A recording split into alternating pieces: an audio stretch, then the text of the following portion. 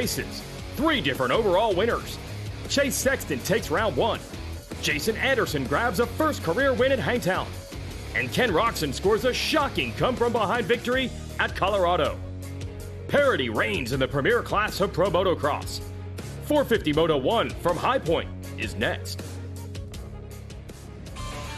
We're just south of Pittsburgh, Pennsylvania for round 4 of the 2022 Lucas Oil Pro Motocross Championship, sanctioned by MRPRO Racing. It's the Lucas Stabilizer High Point National.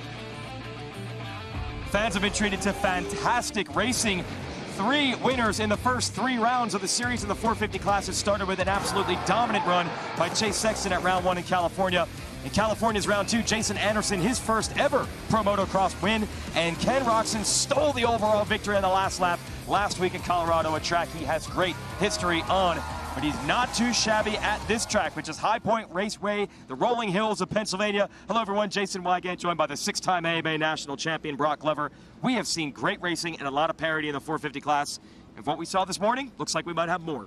Absolutely. When we saw Jason Anderson put the fastest qualifying in, coming in the second practice session, and that's not easy to do because the track got slower. So is he going to have a bounce-back win, or are we going to see the number 3 Yamaha of Eli Tomac join the other trio of winners and become our 4th winner in 4 rounds? Certainly hope so. Yeah, that would be phenomenal. It has been great, and we expect it to continue today. Let's get inside the racetrack, send it down to Jason Thomas. So 2 weeks ago, Jason Anderson was your overall winner, getting his first ever 450 Lucas Oil Pro Motocross win. Last week, a bit of a scare, though. Hits a barrier with his hand. Wasn't even really sure the damage extent done to it. This morning, he comes back with your fastest qualifying time, so it looks like he's ready to get back on track today. Yeah, and as you said, he did it when the track was slower, getting quicker today. So that really shows something. That was something, and I talked to Jason about that barrier. What happened was there was a water a pipe broke, and they put a barrier up there to keep the riders from going into the mud, and it never saw it. Came around about the 7th, 8th lap and hit out his hand. Yeah, fingers were swollen up, but apparently, hopefully, not slowing him up today. We're about 8 minutes away from our first 450 moto of the day. Eli Tomac looking to get on the board. Jason Anderson looking for another win, but don't forget, it's still the Honda riders, 1-2 in this series. The 50th anniversary season of Pro Motocross is brought to you by Lucas Oil. Keep that engine alive. General Tire. For whatever you do, General Tire delivers. And by Honda, celebrating 50 years of off-road dominance. It's Father's Day weekend. Some riders are fathers. Jagger Craig, he could become a 3rd-generation racer, hanging out with his dad, Christian. And we love this, the Roxon-Caroli connection. That's Griffin Roxon there on the right in the blue shirt. And Tony Caroli's child, Chase, there on the balance bike. Also did some Stasic laps. What a way to spend Father's Day weekend here, packed at High Point Motocross. As we celebrate 50 years of this series, now the AMA Championship had not seen a non-American champion in the 250 motocross class since Jean-Michel Baird broke through, captured the title in 1991, but then South African Greg Albertine moved to America.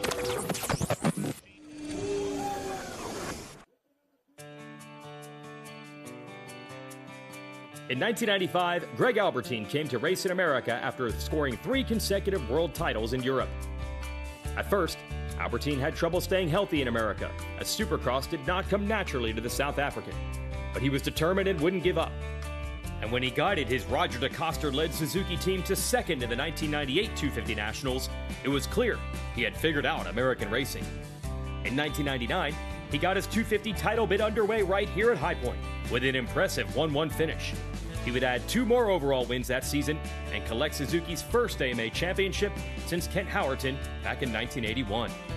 It was a hard-fought title with 7 different winners throughout the year, with Albertine ultimately outlasting the likes of Kevin Windham, 1998 champion Doug Henry, and fellow world champion Sebastian Tortelli. Albertine was unable to defend his title the next year after breaking his leg in Supercross, and the whole sport would have to deal with the emergence of 250 rookie Ricky Carmichael.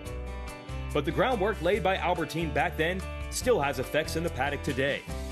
His mechanic Ian Harrison would become Roger DeCoster's right-hand man at Suzuki, and when they both moved to the Red Bull KTM team, Harrison would eventually become team manager, where he continues to help the brand win races and titles today.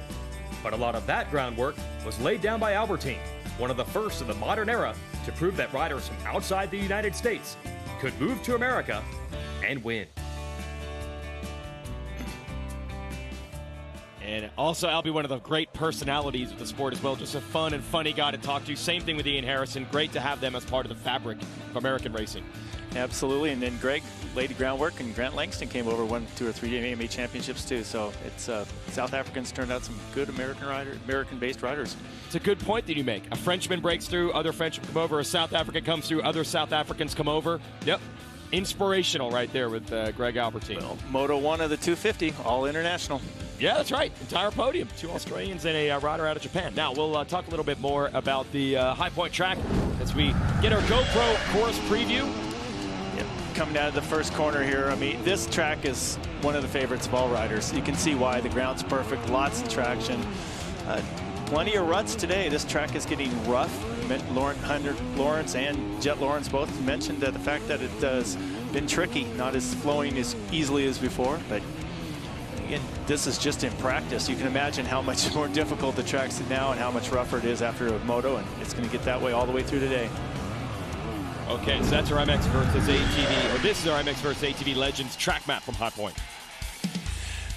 Video motocross. Yeah, hey, game, yeah. Almost like the real thing. Now, what you can't tell is how steep this track is, and the steepness really defines this facility. Yeah, lots of elevation change, and that's what makes it nice. Off-camber, elevation change, true motocross. That's why the riders love it. All right, and there's different ways to attack this track. One rider has a very unique strategy. Let's send it down to Jason Thomas.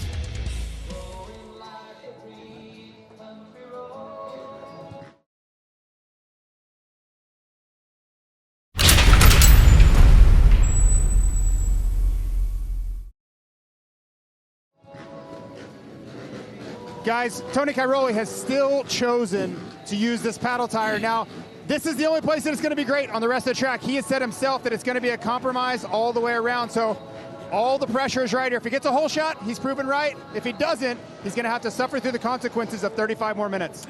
Paddle tire, great in a straight line. Not in the corners as much when it's hardened up, though. Yeah, he mentioned earlier that it was important for him to get a good start. One of my key points. Oh, there you go. When a 9-time world champion solidifies my thought there, I feel better about myself. And one of the other things, too, is the setup of the bike. In the deep ruts, you've got to get the bike high enough to where it's not dragging. You've also got to deal with some suspension changes. We can talk further about that as the moto goes on. But the bike setup's very critical today. Those are the K10 keys to the Moto. Shout out to our Profiteer Power Award winner from FMF. Last week, Henry Miller, the likable rider out of Minnesota, coming back from some injuries in Supercross. We'll give him the award a little bit later in the day as we get ready for our first 450 Moto of the day here at High Point. 30 minutes and 2 laps, 40 riders. It's all the line right here. 3 winners in the first 3 rounds. Can we get a 4th? It starts now. Jason Anderson, an unbelievable jump out of the gate, but he's going to get pinched off. I think that was his teammate, Joey Savacci, in there. No, it's Chase Sexton, who's going to grab the motorsport.com hole shot. Justin Barcia's into the number 2 position. Yep, Jason Anderson looks like he's sitting in fast qualifier, sitting in about 4th place. He almost had the hole shot, not quite, just got pinched off there. Chase Sexton made a little better move. Bam Bam Barcia up on the inside, sitting in 2nd place right now, so this is a challenge. Chase Sexton has some determination today, had the 2nd Moto win, all but one last week in Colorado, and crashed with a few turns to go. He's leading right now. And we talked about Tony Cairoli picking the scoop tire for the start. Well, he's in 4th. He hole shotted. He had 3 in a row, got the streak broken now, but still up front where he needs to be.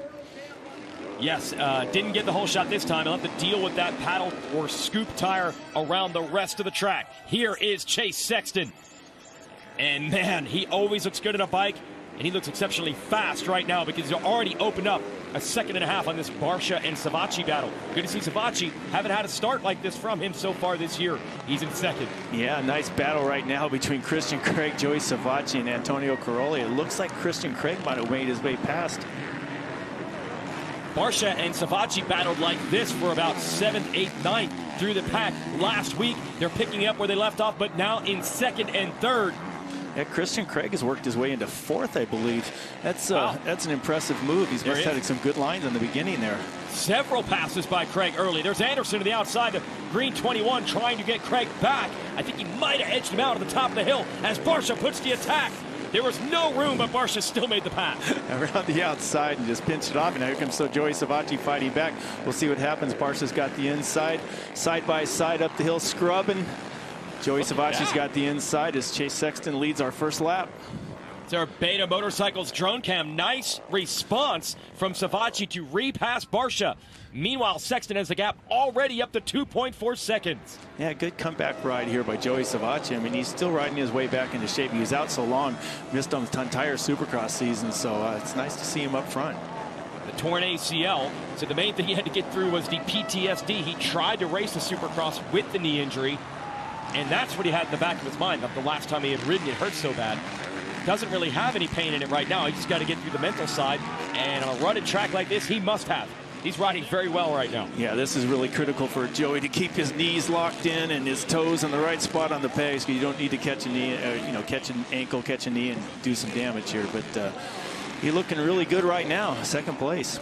Barcia is third. Anderson able to get back around Craig, and he's on the charge. Yep, just need the jersey flying out the back, a little loose off the jump there, doing what Jason Anderson does, and it's just so much fun to watch. But he was fastest qualifier, and again, we talked about it earlier that he did it in the second session, which was slower. So he laid down a heater, and it would have been probably 2 seconds faster than anybody in the first session if he did that intensity. Oh, looks like Eli Tomac has made the move on his teammate Christian Craig.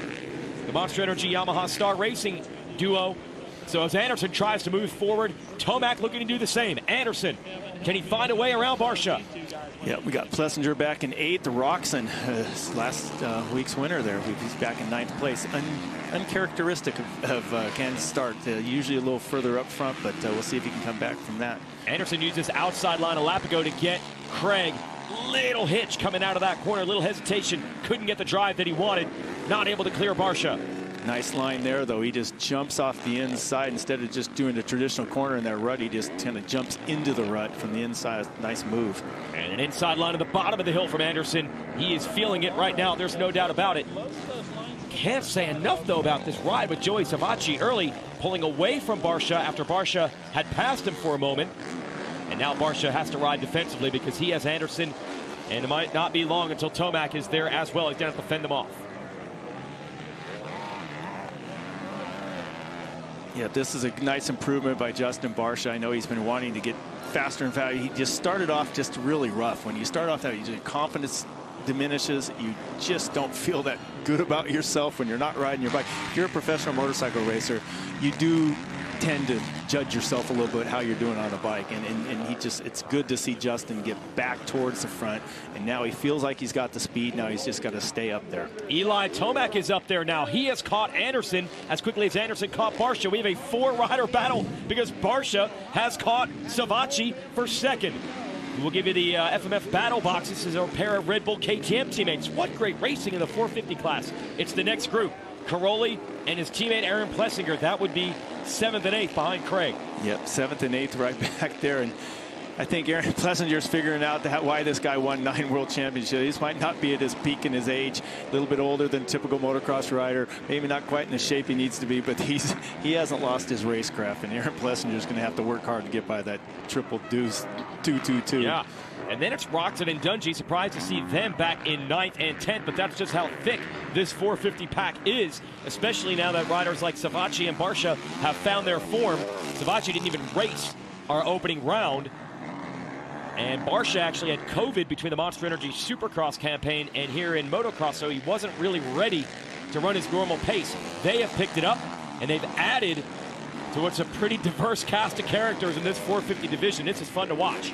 I'm absolutely, I had a chance to talk to Ryan Dungey. Very happy to know that he's feeling well. He got over his sickness a lot faster than the other parts of the paddock has. I mean, these guys just run at such a thin line physically all the time, and they go 17 rounds in 18 weeks for Supercross. Their bodies are worn down, and it's not hard for them when they start training for outdoor motocross to get an illness, and it takes even longer because they're so lean, body fat, etc. Their immune systems are just, they're taxed, and it takes them a while to get over these colds and these sicknesses. 2 battles at once. Roxon is all over Plessinger on the lower right of this FMF battle box, and then Anderson trying to hold Tomac at bay.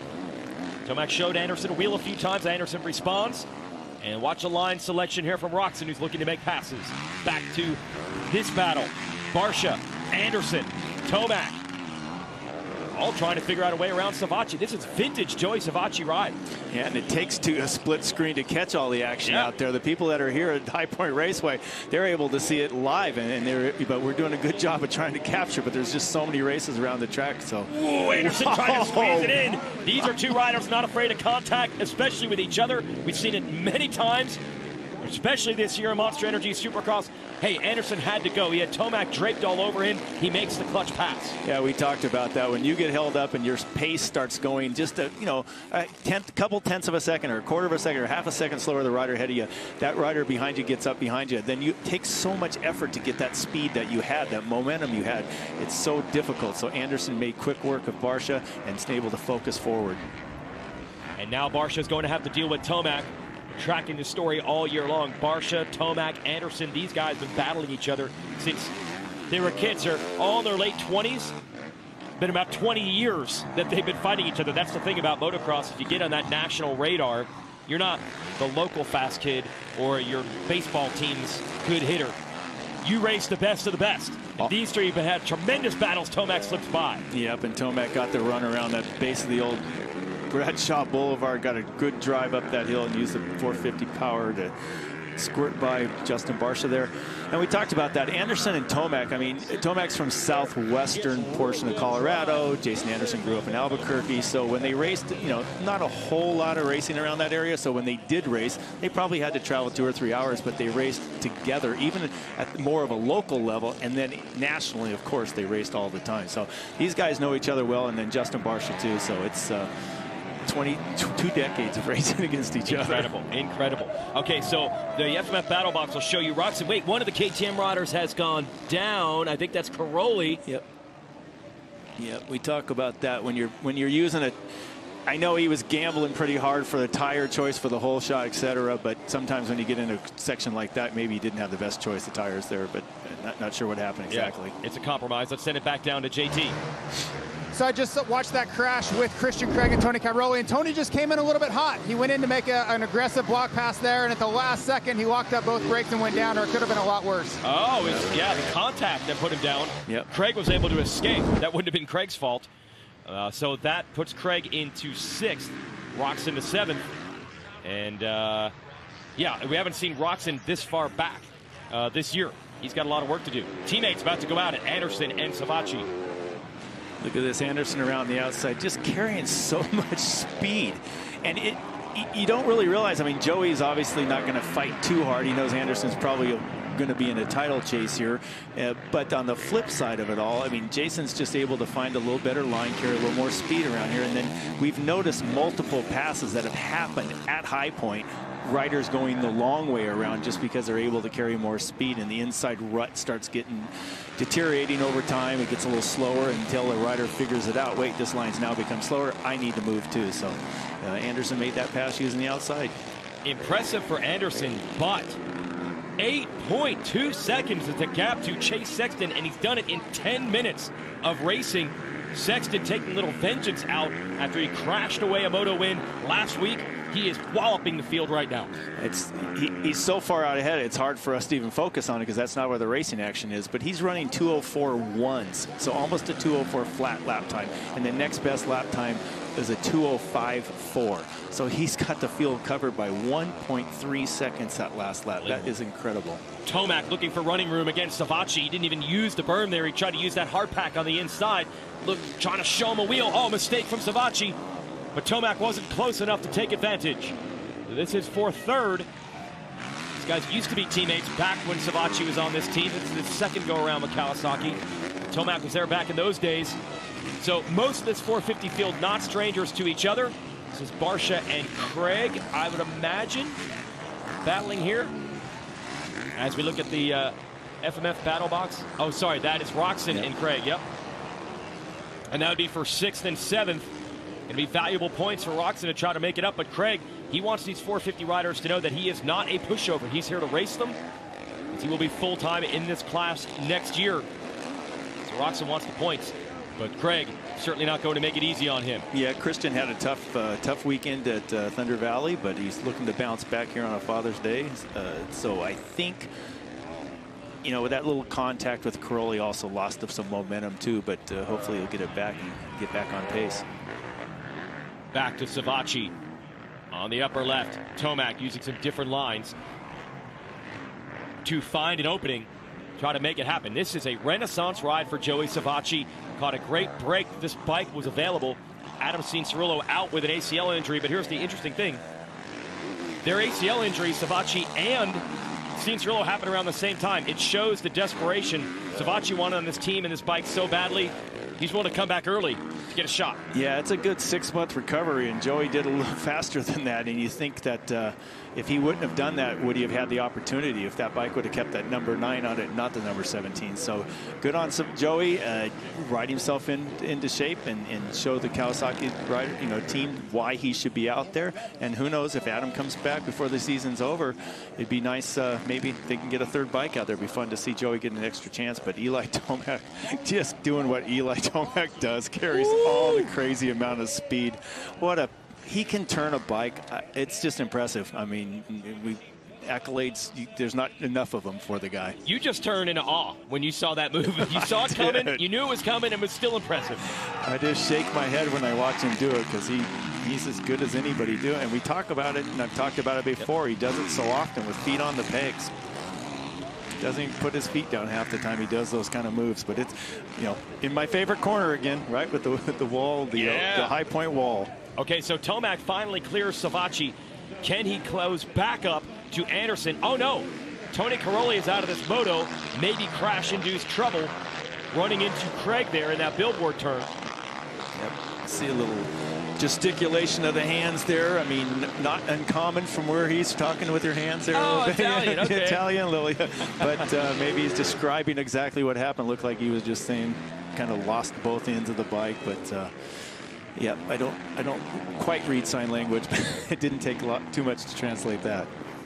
Savacci trying to stick with Tomac as Tomac tries to close down on Anderson. Anderson had clear racetrack. Still lost ground to Sexton. What'd you see from Tomac there? Yeah, just the feet on the peg. That's a double apexing corner, too. It's a downhill corner, and he just had his feet on the pegs the whole time. He's up on the toes. You see on the foot peg, he keeps his feet out of the ruts. Those are the corners you can easily twist your knee and carry him. And like Chase has his foot dangling a little bit, and Eli just that last corner, he had his feet on the pegs the entire time. Haven't seen much of Chase Sexton, not just us, the rest of the field. And he is walloping them right now. Let's send it down to Jason Thomas. So Chase Sexton got the hole shot and really checked out early. And as you guys know, Joey Savacci and Justin Barsha were almost playing defense for him and allowed him to pull out this gap. Now he's looking at a 10-second advantage over Jason Anderson and can really just manage it from here. But Anderson was not as quick, even with open racetrack the last time around. Sexton maintaining that second or so advantage per lap. Halfway through this 30-minute and 2-lap moto. 15 minutes down, 15 minutes to go.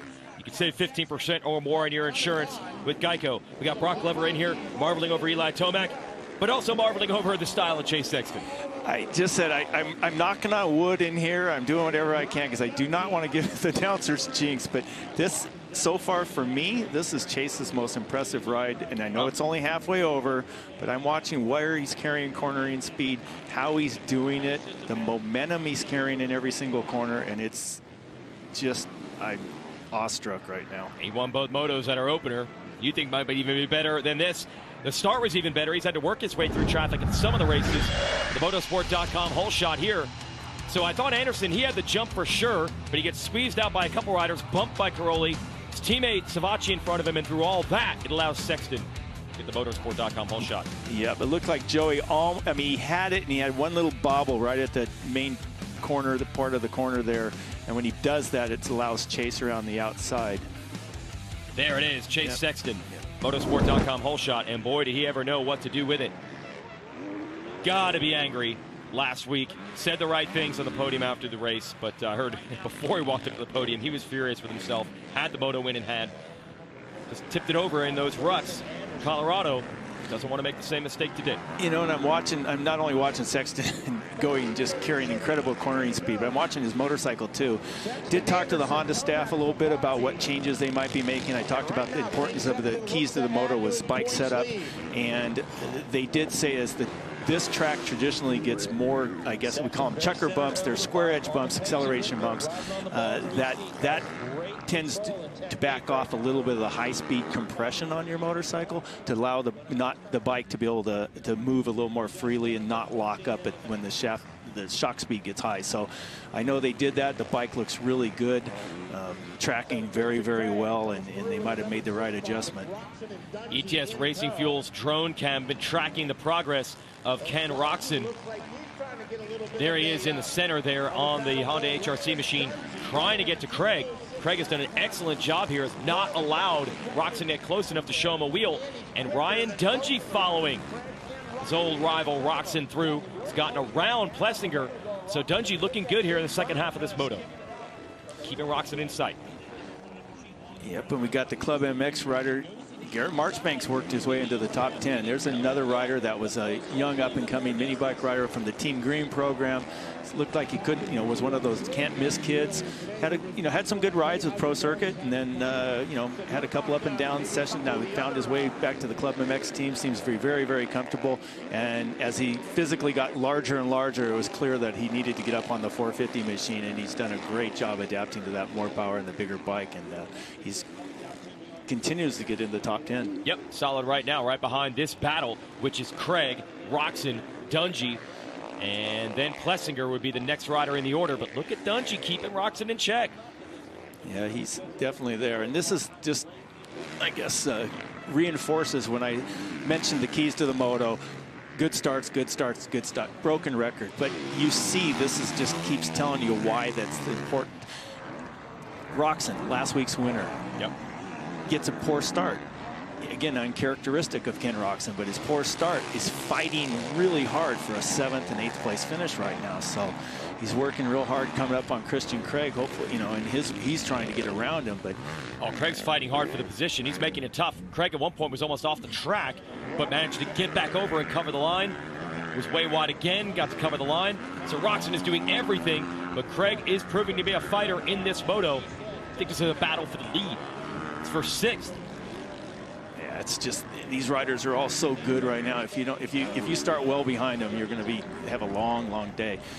It looks like somebody's bike's smoking, or I'm not sure. I can see it on the screen there. It looks like I don't know if that's just a dust or what it is, but yeah, someone got off the track. They get kicked out of the dust, but yeah, I'm not sure if that's dust or smoke. We'll know soon enough. Barsha's all alone in 5th ahead of this group. It's about 4 seconds to him. The timing and scoring has Tomac slipped into 2nd. We'll figure that out in a moment. Let's send it back down to Jason Thomas. So Jason Anderson made a critical mistake there and has fallen back behind his teammate Joey Savachin. Got a lot of work to do. The issue here is he can't afford to give away points. He's already made too many mistakes and then had the unfortunate incident with the barrier last week, so he's got to get back to the front here. Wow, so that's a big shakeup, JT. Anderson going from 2nd to 4th, and Roczen finally has the opening he wants on Craig and is able to make the pass stick. So that will put Roczen into the number 6 position. Oh, but Anderson needs to make up points on riders like Tomac, not lose them, and it just happened. Yeah, this is the other riders in the competition is just too close this year to having mistakes and giving up points. Unfortunately, we didn't get to see exactly on the camera what happened to Anderson there, but you don't want to be going from 2nd to 4th. Again, giving up points to Eli Tomac is not what you want to do for a championship. Oh, Craig fighting back on Roczen. Going to try the outside. That's where he was, I guess on purpose, the previous lap, all the way to the edge. Almost able to make the move. Yep, he's working some of that country club grass out there on that very edge, and takes a full outside line here too, which is very surprising. And Dungey makes the move. I'm not sure why Christian went out there. It seemed like a long ways to go, but Dungey snuck up on the inside. So hopefully Christian will be able to make an adjustment and switch his line there. Back to our leader, Chase Sexton, with a mistake by Anderson. The lead is now 15 seconds. He is out to hammer them today. Oh, don't be doing that. Tucked the front a little bit, stuck the leg out. Man, that could have been bad. Trying to avoid the big mistake. Chase Sexton way out front. Can he maintain it? Stay with us.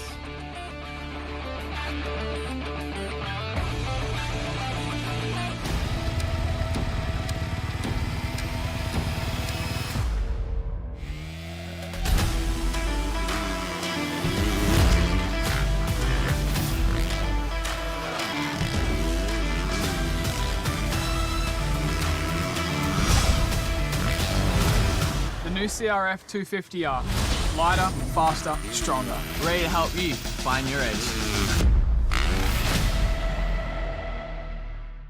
And it's become now a topic of discussion, and that's not what Chase. So Chase needs to break that at this point right now. I mean, he's got a 16-second lead, almost 17-second lead on Eli Tomac, one of the best riders in the world.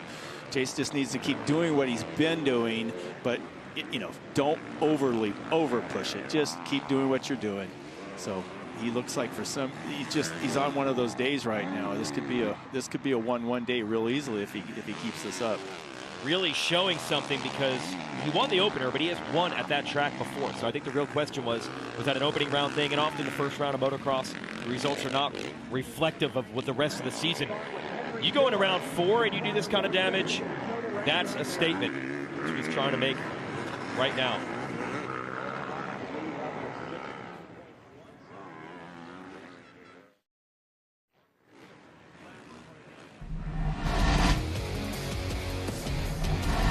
The 50th anniversary season of Pro Motocross is brought to you by Geico. 15 minutes could save you 15% or more on motorcycle insurance. Motosport.com. Make your next ride your best ride. And by Monster Energy. Unleash the beast. Beautiful day for some pro motocross racing, and it always looks good when you're watching Chase Sexton. Great style on the motorcycle and unbelievable speed today. 17-second lead. Just keeps growing. He's just basically putting about a second on Tomac every single lap. 1 to 1.2 seconds every single lap. And that's something to be bragging about if you're saying you're putting that kind of distance on Eli Tomac. But Chase is just flat on it right now. He's having one of those days. You can see he's just not putting a wheel wrong. Style's perfect, line selection's good, really good flow. If you watch, he's just carrying a lot of speed mid-corner. What an unbelievable start to the year for Honda. They dominated the opener. They were 1-2 in all 4 motos, something that hadn't been done in over 30 years, when Honda actually did it in 1990 at the opener. They came into this race having won 7 of the 12 motos this year. They already got up to 8 out of 13 with the Lawrence brothers. Hunter taking the first moto win in the 250s. Could be a 9th moto win in 14 if Sexton can hold on to this. Just an absolute renaissance summer thus far for the factory Honda crew. Yeah, I mean, Chase Sexton, I think, has only raced High Point 1 time. And I think it was like on a 450. Yeah, yep. And he has on a I think he was 5th overall, a fourth and a 5th, and for 5th overall. So, I mean, he's clearly shows speed. He's older now, more mature, and as we see, Jason Anderson's not going to let. Wow. he's come back alive, and he's not going to let Eli just walk away with the 2nd place. So he's gotten around his teammate Savacci to get to 3rd, and he wants to repass Eli Tomac, which is no laughing matter, especially late in the moto. Eli is as tough as they come, the 3-time champion of this class. Anderson looking to get around him. No, I chuckle only because Jason Anderson is truly, to me, one of the most fun riders to watch on a racetrack. He just is, just looks like he's having fun. He's loose on the bike, and he's going incredibly fast. So, see if he can make that move on Eli. All right, it'll be like that crash never happened. He was in 2nd, dropped back to 4th, and looking to pick it back up. I don't know if Tomac just got the memo, though, that Anderson was there, because now he has put the hammer down. Yep, he's got the guess who on his chalkboard. Here comes number 21. Over the tunnel double. And Anderson's going to have to reset and go back after him. Tomac adds a few bike lengths. Yep, both of these guys switched teams for the 2022 season, and it's just fun to watch them just both get along with them. Bikes well and ride like this. And oh, yeah, it was spectacular to watch them duke it out. In Monster Energy Supercross, Tomac got the title there. Anderson was 2nd, and it is a rematch right now in a Lucas Oil Pro Motocross. Although they are a long ways back of Sexton, going to put on a big duel for the number 2 spot. Yep, you saw that little right-hander previously. The rut's obviously getting a little bit of a chucker in it, and the riders are having to do a mid-air correction as they take off. But Anderson goes a little different route there from Tomac. Tomac took the inside on the knob in the inside of the corner there, and Anderson just opted to keep it pinned around the outside to no surprise, huh? Jeez, Anderson was practically wheeling while turning in that right-hander. I don't even know how he did that and kept the front tire in the rut. He is on the move. I don't even know how these guys do half this stuff anymore. One side of my ego tells me, oh, the bikes are so much better, and the other side of me is like, these guys are just phenomenal. The level of skill that they have and the practice and the time they spend at it, it's just elevated the sport to levels I never thought were possible, to be honest with you. Man, they are hauling the mail right now, and to think that they're really not even closing much on Sexton while pushing this hard. They made up a second on him. As we go back to our beta drone shot, really gives you the idea of the lines and the ruts. Slight variance. Anderson versus Tomac through that section. Yeah, it's nice. They're finding two different ways to accomplish the same thing. And as we mentioned, now soon as Anderson started getting close to Eli's now picked it up, and now they're starting to actually do lap times faster than Chase Sexton. So they're cutting into that lead. What was at one point almost big time, almost 17 or 18 seconds is now down to 14.7. So and now 14.3. So they're taking anywhere between a half to even, we saw earlier, maybe even more than that. So Eli Tomac, trust me, he has pride too. He doesn't want Anderson to get around him. He knows this could very well be the guy that he's battling for a championship. I know we're only a third of the way through the series, but these guys are starting to push it. Sexton is backed it way down into the 2:18 lap times, or 2:08 lap times. It's best with the 2:03. He's trying to bring it home and manage it, while these two are duking it out. Anderson. Yep, there's that little kicker at the end of that. As soon as they go to take off, the camera doesn't do it 100% justice, but you can tell it's a downhill right-hander, and then they've taken off and doing the double. He just overjumped that triple. Landed hard. Exactly. So to do that, you have to be carrying a lot of speed, and it was almost unintentional. I mean, he's just pushing so hard that he was carrying more speed than he normally has. But these guys are just on it. Good race to watch right now. Able to reel Tomac back in despite those mistakes. He's loose. He didn't mean it to be that loose. Let's take a look at this again. The hard landing. Eli triples this, and they'll watch Anderson right here. He triples and a half. That's just flat lands the thing after the triple. Yep. And quickly regroups and keeps the heat on Eli Tomac. Yep, down at the low section here, really steep climb. Tomac's back in, kicks off a rut a little bit, and didn't get the best drive. And they'll look at Anderson. Ken Roczen in a battle right now. Is that Ryan Dungey making the move on him? Yes, it is. Dungey has made the pass. Roczen trying to get him back. Might as well be back 2014, 2015 days right now as Dungey and Roczen are going at it. Nice little move by Ryan right there. Just kind of hits the bumps, and as soon as he was seated, he was ready to get back on the gas and accelerated out of the corner. But look at this. And that's Savatgy right in front of them, so they're going for fifth. Roczen able to close it back off on Dungey. Yeah, Dungey's frustrated that he didn't close that deal completely. He had it closed, but then Roczen retaliated. And then they're both going after Joey Savatgy, so this is a battle for fifth place. Hey, I'll tell you, it's still encouraging for Dungey. It's 28 seconds down on the leader. We've seen some motos where it's 40 to 50 down. And if that's the measurement, how close he is to the lead pace, this is a big improvement. Yeah, let me check that battle for fourth place, because that's the 51 of Justin Barsha right ahead of it. So we are seeing just as what we saw in the 250 race earlier, where we had 3 or 4 riders all battling one position. This isn't for the win. We have a battle. Sexton's by himself. We got a Tomac Anderson battle for second, but now we have this 4-way battle for fourth. Oh, Dungey's working hard. He wants another shot at Roczen. Roczen has to deal with Savatgy. Savatgy dealing with Barsha. Said it about 100 times, I feel, this year, but the racing has been phenomenal in 2022. Roczen's going to try the outside on Savatgy, no room.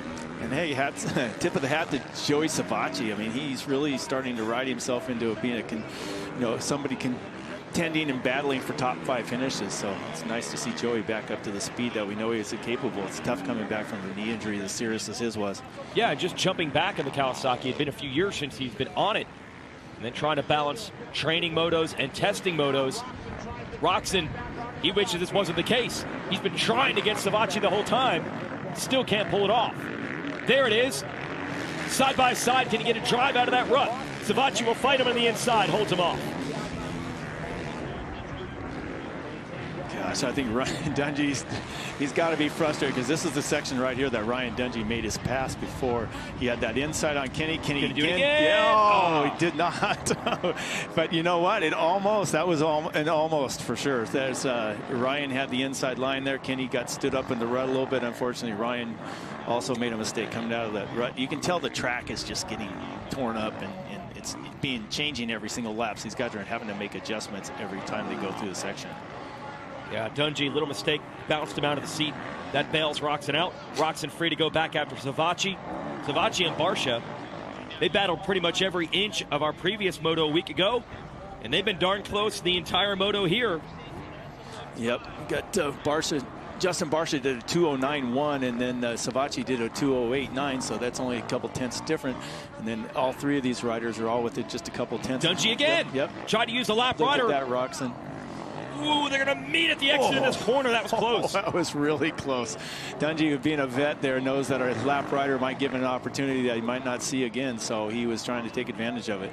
Dungey just dancing down this hill, relentless with the attacks on Roczen. They almost come together again. Does Dungey have the pass made? There's lap traffic. There's Savacci. Look at Roczen fighting back. It looks just like what we saw, reminiscent of what we saw at Thunder Valley with the Tomac, where Roczen is not giving up. Look at that. Dungey got held up with the lap rider, and Roczen gets him back. Yeah, this is the second or third time we've seen that today. And then on top of that, we saw it last week with Roczen just not giving up those passes as easily as these riders. Maybe the history used to be. I mean, it seemed like Kenny didn't fight back as much. I've seen a lot more fight this year in him. Well, he said he wanted to be relentless this year, and that's what he has done, fighting back. But, man, great run by Dungey. Look, this is the rider that won our last race, and Dungey's giving him all he can handle. Dungey has been retired since the 2017 season. It's a shock to hear that he was going to come out of retirement for his old team, Red Bull KTM. He said he's here for the challenge, and definite signs of improvement today. Not the track position, 7th place. That's pretty much where he's been all year. But 32 seconds down the leader, and keeping up with Roczen is a sign. Yeah, I can attest to the fact that at Thunder Valley, Ryan had something going on, a cold. You could hear it in his voice, and then I just talked to him before today's race, and he sounded just the normal, crystal clear. Eyes were clear, looked like he felt totally fine, so I do expect him to have a good day today. And Savacci just in front of them as we are on to the last lap. Chase Sexton looking to bring this one home. We won't even mention. Won't even mention what happened last week. We're not even going to talk about it. Nope, he's fine. 12-second gap. What are you talking about? I don't even know. Yeah, okay. yeah. So no worries. Selective memory. Yep. Looks like Tomac has second lockdown. That was a great challenge from Anderson. But Tomac has opened it back up. And look at Sexton. He is taking it on a cruise now. Yeah, Anderson had a tough little lap right there. Dropped back into the 210s when Tomac is doing 2:07.1. So actually Eli had the fastest lap, but Sexton's only a few tenths slower, but he's got that luxury of not having to worry about it with 12-second lead. Chase Sexton, what a way to bounce back from a bitter disappointment last week. If he holds on. And you got to keep in mind, look, he won the first 2 motos of the year. He almost won the second 2 motos of the year, just missed both of them. Almost won the previous moto. Looks like he's going to win this moto. Really, you take a 4th out of the picture, the first moto last week, and he has either won or been in contention to win every moto so far this year. No, it's no question he's going to be there for the championship unless something really catastrophic happens between now and then.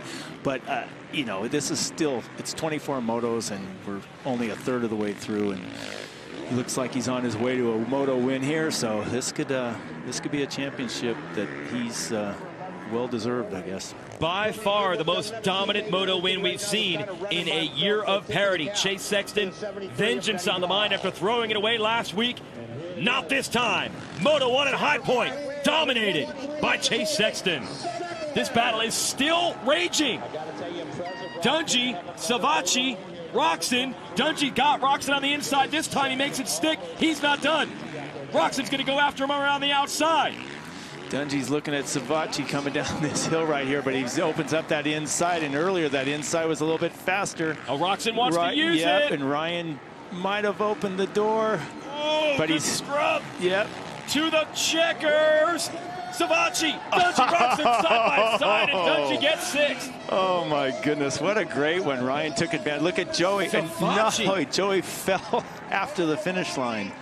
I'm telling you, these ruts are, if all of us were out there riding, I guarantee there'd be a lot more of us doing that. Yeah, I've been there, done it, I know. These are some tricky sections. Not often you see a rider fall after the finish line like that, but what a race down to the checkers. Savachi 5th. That's a big jump for him in just his 3rd race back from a serious injury. Fantastic. Hey, hats off to Barsha. Justin Barsha finishing 4th. I mean, that's impressive too. Anderson 3rd. And that's an incredible ride by Chase Sexton. There's not enough words to say what he just did right there. I mean, to win like that and to do it in the style Eddie, that's a statement win. Yeah, no doubt, because every moto this year has been super competitive until this one, where he absolutely rolled this field. And it really wasn't until he backed down the pace later in the race that they were making up any ground on him. He had it in complete control. There's his dad, and they're going to get back to business. Podium interview and a second 450 moto a little bit later this afternoon.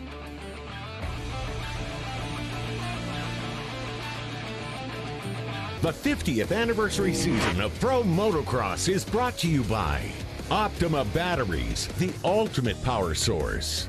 Honda, celebrating 50 years of off-road dominance. And by Lucas Oil, keep that engine alive. We're back, fans getting to hang out in the midway, posing by Jason Anderson's bike, that race bike, the actual race bike, podium bound. And we'll show you how with our Lucas Oil race recap, 450 Moto 1. I thought Anderson's 21 Kawasaki was going to hole shot this one. Instead, it was his teammate, Joey Savachi, and then Sexton around the outside. Yeah, and when Chase got the hole shot right there, that's just what he wanted, because style, he's feeling it today. There's no question about it. And he pulled a huge gap immediately. Watch this. Tony Caroli tries a pass on Christian Craig. He ends up going down. And whatever damage he incurred there would actually end his moto. That was it for the 9-time world champion of Italy. Should be back, though, for Moto 2. Doesn't look like he is busted up, and hopefully that bike is fixable. Jason Anderson on a run. He gets around his teammate Savachi here to get the second. Yeah, he is on an epic run towards the front, and something happened where we didn't get to see it on film, unfortunately, and he went down, and then Tomac got back around him. But we saw this battle right here, Eli Tomac making his way through. One more shot at Joey Savachi, squares him up in the wall corner and makes a beautiful pass. Lighting up that corner. This would put Tomac into 3rd, but then when Anderson had the crash, we said we didn't see that, would put him into 2nd, then Anderson would come back and challenge Tomac for the number 2 spot. He gave him a really strong fight all the way towards the end, and then I think maybe another mistake at the end gave it a little bit of cushion, but I tell you, Anderson, if he gets a start, he could be somebody to contend with too. Oh yeah, but this moto, no doubt about it, dominated by Chase Sexton. Way to bounce back after throwing a moto win away on the last lap of the crash a week ago, so we can officially say that he's put that behind him. Sexton a moto winner again, and series points leader still. Let's send it down to Jason Thomas. Chase Sexton, you get the hole shot there, and it looked like at the very beginning you put a ton of focus on putting in your best laps early so you could get out front and then kind of manage the race from there. How'd you feel through it? Yeah, exactly. I just wanted to get out front. With all these ruts, you really want to have a clear track and be able to focus on what you got to do. So for me, I just, it was a perfect race, hit my marks, didn't make too many mistakes, and saved a lot of energy, so I'm ready for second moto. Yeah, that's going to help too. He backed it down the stretch, because it'll be another 30-minute plus 2-lap race in an hour for these riders. Here are the results. Fantastic race. 4th, Barsha. Savachi, 5th. Dungey, Roxon, 6th, 7th. Craig behind them in 8th. Plessinger and Marchbanks round out the top 10. Marchbanks again on that muck-off Club MX FXR Yamaha. Benny Bloss just outside the top 11 at a practice crash. Was banged up a little bit from last week, so good to see him return. Jeremy Smith, his season debut, finishes up in 23rd, just out of the points. Tony Crowley, as we saw, did not finish this one. Back to the podium. Eli Tomac, runner-up position in that moto. It looked like once you got going, the pace was pretty strong, and these second motos have been incredibly good for you. You feel like you can get up front maybe in that second one? Yeah, I was doing what I could there, and Jason made the mistake. That got me into second, and I found a couple lines really late in the moto that I think would have helped me that first half. So got to be smarter with my lines next time early on, and hopefully I've got that figured out now and give that a good push in Moto 2. All right, looking forward to a battle. Maybe Tomac in there with Sexton in the second moto. He's in a rush to get back to the pits and get ready. We'll have a weekend off after our race at High Point. We'll go to Redbud, July 4th weekend. That's tradition for motocross fans. Redbud, then Southwick Sand Track in Massachusetts, July 9th. Minnesota, Washington, upstate New York will be the next stops. We're headed back to the podium. Jason Thomas, what an adventure it was for Jason Anderson in this moto. JT? So Jason Anderson, fastest qualifier, get into second place, then you make the small mistake that drops you back into third place. What exactly happened? We couldn't see it. Yeah, I went into that second line when I was behind a lapper, and I didn't take it all day, and I just kind of rushed the situation a little bit. But, yeah, it was on me, and tried to make a run back on Eli. But, man, these guys, we all got some fight in us right now. So I'm excited to come out that next moto and try and get a good start. But I really want to hopefully get out front and run away. But these guys are making it tough on me, and I'm ready to go. So we'll see how we do. Moto win, he could still get the overall if it bounces his way. Yeah, he could. We've seen things happen. I mean, Anderson could win the second moto, maybe a Tomac another second, and then second and third, he could win the overall. Anything can happen. It's motocross. He won it with a 1-3 at Hangtown, so he's certainly still in contention. We're not done. We're only halfway through the day. Second moto's coming your way, live on MAV TV and MAV TV Plus. These fans are ready for it. 2 more hours of racing coming your way, starting with 250 Moto 2. And don't forget our post-race show, Inside Pro Motocross, every Tuesday evening at 6:30. Right here on MAV TV. All right, fantastic racing again in the 450 class for the 6-time champion. It's Brock Glover. I'm Jason Wygant. Jason Thomas, good job patrolling the racetrack. We'll be right back after this 250 Moto 2. We send our congrats out to 450 Moto 1 winner Chase Sexton.